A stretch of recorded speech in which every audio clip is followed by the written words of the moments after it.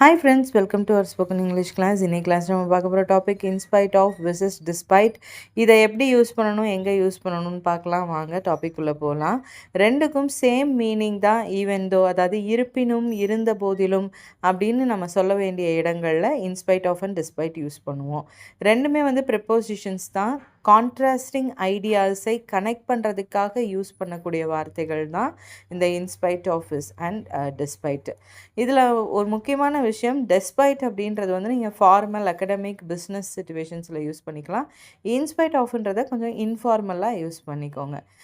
Despite the rain we went for a walk, அதாவது மழை பெய்த போதிலும் நாங்கள் வாக்கிங் போனோம் அப்படின்னு சொல்கிறது. In spite of the rain we went for a walk, இதுக்கும் சேம் மீனிங் தான். மழை பெய்த போதிலும் நாங்கள் வாக்கிங் போனோம். ஸோ அர்த்தத்தில் எந்த வித்தியாசமும் வராது. despite feeling exhausted she finished her project. டயர்டாக ஃபீல் பண்ணாலும் அவள் வந்து ப்ராஜெக்டை ஃபினிஷ் பண்ணிட்டா. In spite of feeling exhausted she finished her project, இங்கேயும் அதே மீனிங் தான். டயர்டாக இருந்தாலும் அவள் ப்ராஜெக்ட் ஃபினிஷ் பண்ணிட்டா. இந்த வீடியோ உங்களுக்கு பிடிச்சிருந்ததுன்னா நம்ம வீடியோ லைக் பண்ணுங்கள், ஷேர் பண்ணுங்கள், நம்ம சேனலை சப்ஸ்கிரைப் பண்ணுங்கள்.